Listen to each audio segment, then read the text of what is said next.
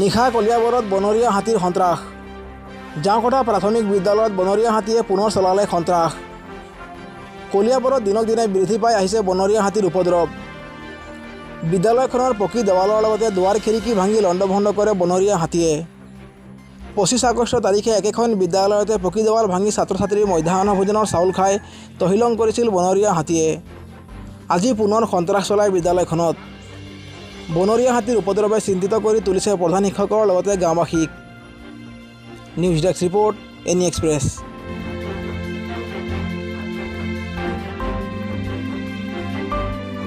আজি মানে ৰাতিপুৱা 3:30মান বজাত জাঁকটা প্ৰাথমিক বিদ্যালয়ত মানে 25 তাৰিখে ৰাতি 12টা বজাত আহি চাউল গুদামটো প্ৰথমে ভাঙি তাত 4 বস্তা চাউল আছিলে, সেয়া নষ্ট কৰি খাই গ'ল আৰু দুখন ৱাল গুদাম ঘৰৰ ভাঙিলে।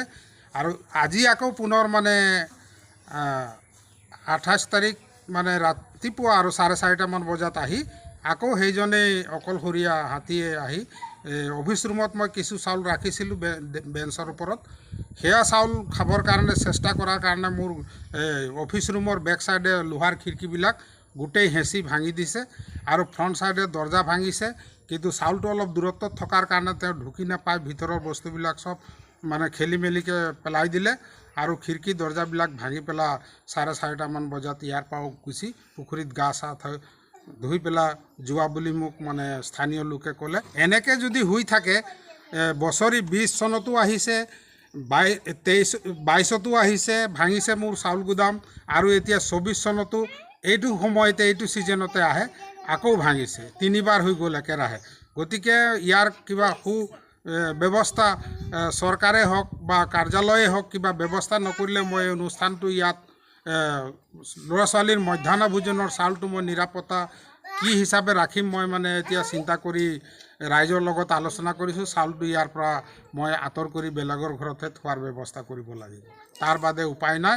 আৰু ক্ষয় ক্ষতিটো যথেষ্ট কৰিছে, গোটেই খিৰিকীবিলাক ভাঙি দিছে হেঁচা মাৰি আৰু দৰ্জাবিলাকো ভাঙিছে।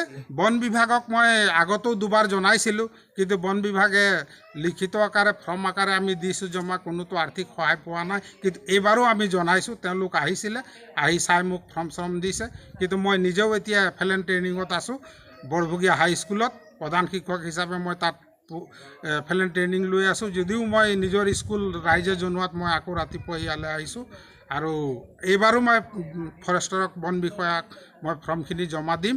গতিকে ফৰ্ম জমা দিয়াহে হৈছে, কিন্তু সহায় সাৰথি এতিয়ালৈকে পোৱা নাই।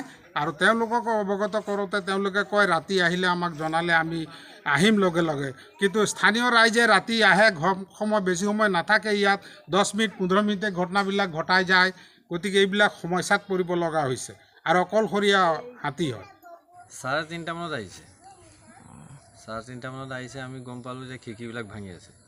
ভাঙি থাকোঁতে আৰু মই উঠিলোঁ, উঠাৰ পিছত মোৰ ভাইটিকো ফোন মাৰিলোঁ। মাৰাৰ পিছতে এই ঘৰৰ ওচৰতে ল'ৰা এজন আছে, তেওঁকো ফোন মাৰিলোঁ আৰু 3-4জনক মাৰাৰ পিছত আহিলে সিহঁতে, হুলস্থুল কৰিলোঁ, গুচি গ'ল আৰু এই হাতীটো। দৰ্জা খিৰিকী ভাঙি চাউলটো খাব নোৱাৰিলেই, তাৰপিছত এই ফিচাৰীত গৈ গা পা ধুই পেলাই এই ৰাস্তাই গ'ল। বহুত অসুবিধা হৈছে এইকেইটাৰ কাৰণে।